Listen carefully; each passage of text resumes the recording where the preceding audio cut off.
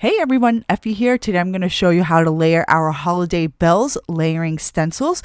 There are 5 9 by 12 inch stencils in this collection, and each stencil has numbers and directions etched right on them. We also have our website etched on the top left corner and brackets on 4 corners on most of the stencils, and those are your guides on where to adhere your 8.5 by 11 inch piece of cardstock. So some of these stencils have several elements on them, and the elements are separated by these etched lines. So this is just an illustration of stencil 1. You have the light green first layer for your foliage, and then you have the first layer of your bells and your candles. So for today's blending that I'm going to show you, I'm going to do some masking while I use our wide set blending brushes. But if you have smaller size blending brushes, you may not need to mask at all. So just see what you have in your stash and craft accordingly. So we're starting off with stencil number 1. As I said earlier, you have a couple of elements on just this one 9 by 12 inch stencil. You have the first layer of your holly leaves, your foliage, and then you also have your first layer of your candles and your bells. But we're going to start off with the greenery. For the first quadrant on the top left hand side of the stencil, I masked off the bells section first, and then I blended the light green for the first layer of the foliage. And I'm going to do that for all 4 quadrants. If you're unsure of where to place your post-it notes or your masking paper, we do include a color printed guide with the stencil. So just refer to the color printed guide so you'll know exactly where to blend your light green and the first layer of your bells and candles. For the foliage, for the first layer, I used our Meadow dye ink, and then for the first layer of the bells and candles, I used our vanilla frosted dye ink, which is the first layer or lightest layer in our Citrine collection inks.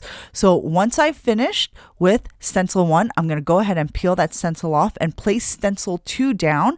So you can see I just masked off the bells portion in that first quadrant, and I'm going to go ahead and blend my darker green, and I'm using our bright Fern dye ink for the second layer of our foliage, and you can see I'm just masking off the necessary areas on this second layer. Now there are only 2 foliage layers, so you just need a lighter green and a darker green. However, for the bells and candles, you are going to need 3 different shades of the same color. So we're using our Citrine collection ink, and for the second layer, which I'm blending now, I'm using our Beach Blondie dye ink. So that was vanilla frosted cupcake for the first layer, Beach Blondie for the second layer, and then for the third layer of the candles and bells, I'll use our amber citrine. For today's blending, I'm using a combination of our blending brushes. Right now I'm using our wide set flat blending brushes, but later I switch over to some of our smaller size brushes. If you're using the larger size brushes and you feel that you're getting too much ink in another area of your stenciling, just go ahead and mask that portion off. Or if you have smaller brushes, go ahead and switch over to your smaller brushes. So once I'm done blending stencil 2, I'm going to go ahead and put down my next stencil, which is stencil number 3, and there are several more elements on this stencil. We have the wooden or brown elements. We also have the third layer of our bells and candles, and there's also in the lower right quadrant, you have the third layer of the poinsettias. For the third layer of the bells and candles, I'm using our amber citrine dye ink. For the wooden elements, I'm going to use our spice chai dye ink. And then for the third layer of the poinsettia in the lower right quadrant, I'll use our red sangria hybrid ink. So here you can see that I switched over to a smaller size brush. This is our standard size brush. We also have a little mini brush, which I will be using for the candles and the wicks later on.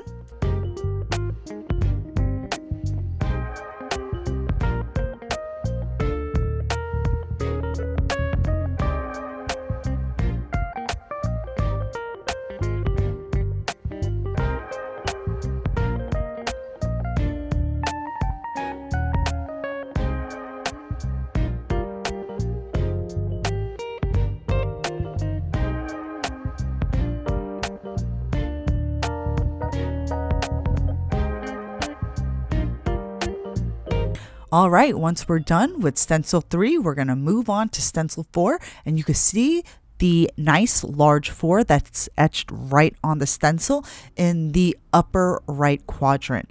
The main color that I'm using for this layer is our rose quartz dye ink. However, there are 2 smaller elements you can see here.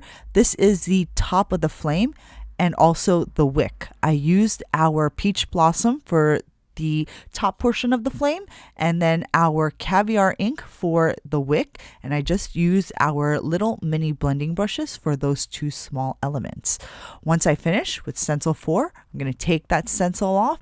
I'm going to position stencil 5 right over our 8.5 by 11 inch piece of cardstock, and I'll blend our soft garnet dye ink on most of the stencil. However, here you can see I'm using our Coralline ink on the lower right quadrant to blend in the lower portion of the flame.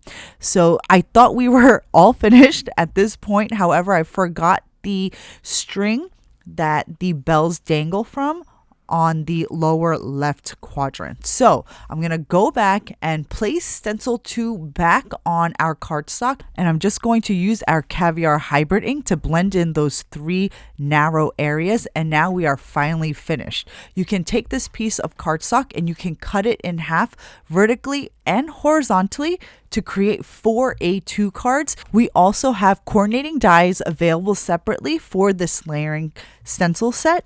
The die cuts are absolutely beautiful and intricate. There are 5 dies in the coordinating die collection. The dies are going to cut out the main shapes of each quadrant, but then you'll also have 1 additional die for the upper right quadrant that'll cut out the window inside that frame. So it's an optional inner frame die that you can use, or you don't have to use it and you can keep that panel solid. So that's all from me today. I hope you guys enjoyed this tutorial. Thanks for watching. I'll see you next time.